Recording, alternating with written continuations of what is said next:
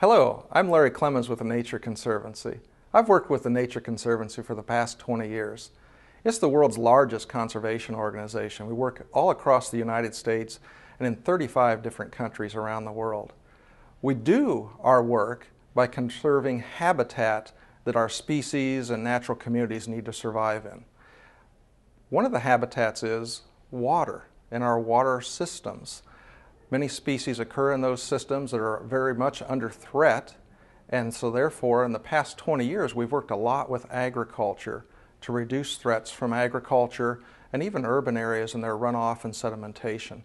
But our work has been focused on agriculture and working with farmers to reduce sedimentation and improve water quality from our agricultural lands. The Nature Conservancy has partnered with the Conservation Cropping Systems Initiative to reach out to more farmers across Indiana.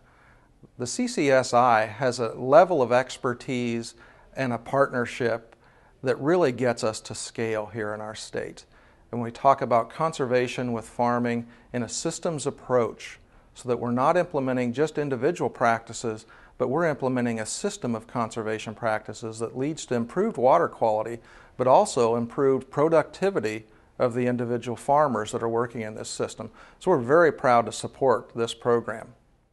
My name is DeSUTTER. I'm from West Central Indiana. I farm a little over 4,000 acres, wife Barbie and 3 sons, Dylan, Damon, and Dalton. My father's retired. He was the first generation. We have a couple of full-time employees. We're primarily corn, soybean, wheat, a little alfalfa. We've got a grass-fed beef business as well. We've been all no-till since 1983, and we try to incorporate the use of a lot of animal manures for our fertility needs whenever possible. We started using cover crops about 10 years ago, and that's where we're at today. We're part of the Wabash River Valley watershed, and the creek that comes to our house is a minor creek, probably doesn't mean anything to anyone, but we enjoy that creek. We follow, we keep an eye on it, we're in it, we're around it every day, and so we know how the things that we do impact the water quality in that creek, and we know how the things our neighbors do impact the quality in that creek. When you leave cover on the soil, even in the form of carbon residue from last year's crop, that is a huge step towards preventing erosion, the loss of nutrients, sedimentation of the rivers and streams. When you add something growing to that, 1 + 1 does not equal 2, it equals 6 or 7. And by having something green and growing out there, when we get the big storms, we can take it. And more often than not, we absorb most of it without any runoff. And when there is runoff, it's like a perpetual filter strip. The water is clean when it finally does make it to the stream. The other aspect that I think is hugely important, we've got a hypoxic zone in the Gulf of Mexico. We know a part of that is traced back to agriculture, and it's incumbent on us to do our part to clean that up. There's a lot of different strategies we can use, but we know that even without any addition of man-made fertilizer, back to our mineralization example, the soil is going to mineralize and release nitrogen. The key is to have something green and growing there to absorb that and tie it up into the system as a virtual sink, a nitrogen sink, and keep it on the farm and re-release it during the next growing season when our cash crops can use it and not let it go down the tile line into the river. And from everything I've seen, there are different methods that can be used, and we're trying to employ as many of them as we can, but by far and away, the most effective way to keep the nitrates and phosphates out of our water supply and our streams and rivers and ultimately the Gulf of Mexico is to have something green and growing in our fields whenever possible. Prior to our involvement with cover crops, and even as we've developed cover crops into as a part of our system, we've participated in several different government programs, including EQIP, filter strips, wildlife riparian areas, and those are great. We love them. I think they definitely have a place and should be encouraged. we get frustrated out in the countryside at some of the nonsensical government regulations that come along with that.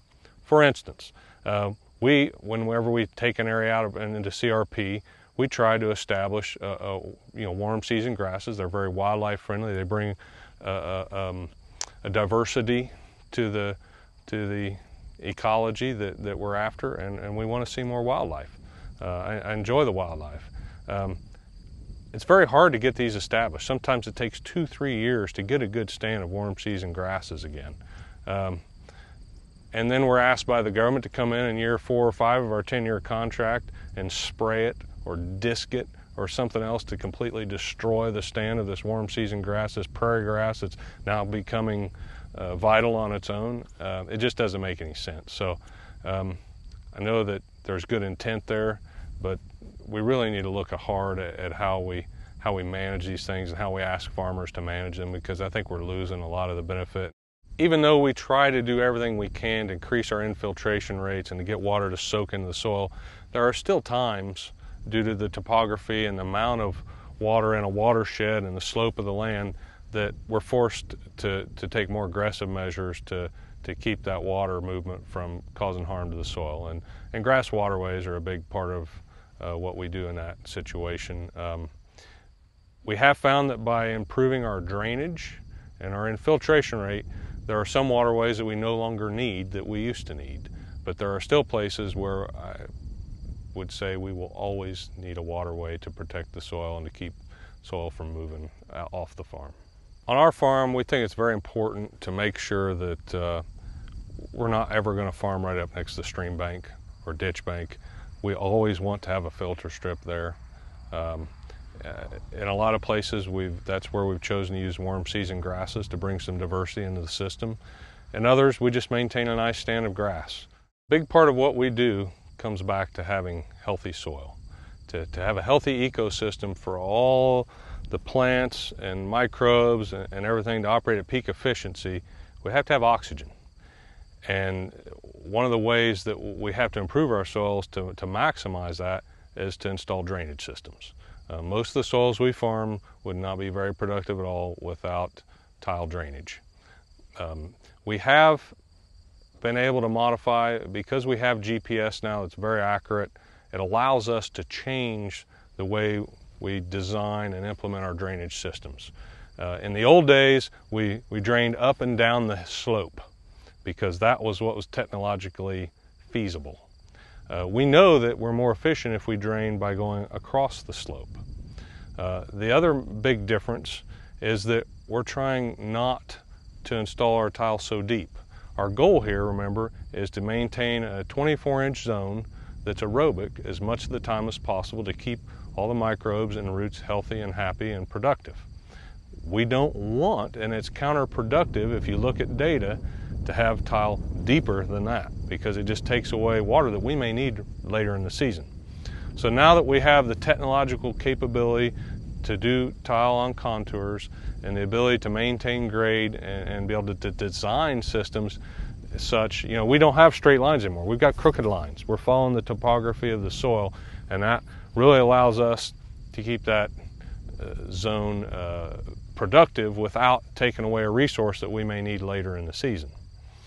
The other thing that sets you up for then, if no-till and just-in-time nitrogen management and cover crops and all the other things we're doing, if we decide in the end that that's not enough, once you start designing systems on the contour, now we have the ability to go in and do some gating and some drainage water control systems that aren't an option with conventionally designed systems that are up and down the slope type systems. By creating a soil that can absorb water when you get a large rain event, we're actually modulating the flow of water downstream. Instead of having a soil that's saturated, that can't take any more water in, so it all flows off the surface and takes soil and nutrients with it, we're now able to use our soil as somewhat of a filter and a brake to absorb and slow and time release that a little better than what we can if there's no drainage at all. I think the big benefit from the downstream perspective there is the filtration that goes through to get there. And while you have mobile nutrients like nitrogen we still need to be concerned with, by the fact that we're keeping the soil on the farm, we've eliminated a lot of other issues with phosphorus and other nutrients that are attached to the soil that will leave if this water is forced to go off via the surface. The Nature Conservancy believes the Conservation Cropping Systems Initiative is going to have a big impact on water quality in our state. Anytime we can work with farmers to reduce soil erosion, reduce runoff from their farms, we're improving water quality, and thus the fish, the mussels, and invertebrates that live in our waterways are going to benefit. If we do not implement programs like the Conservation Cropping Systems Initiative, I believe we'll see a slow deterioration of our water quality in the state. We'll see a slow deterioration of our soils and the health of our soils. And when we see that happen and we think about our future with population doubling, needing to feed a hungry world, that is not a good scenario for us.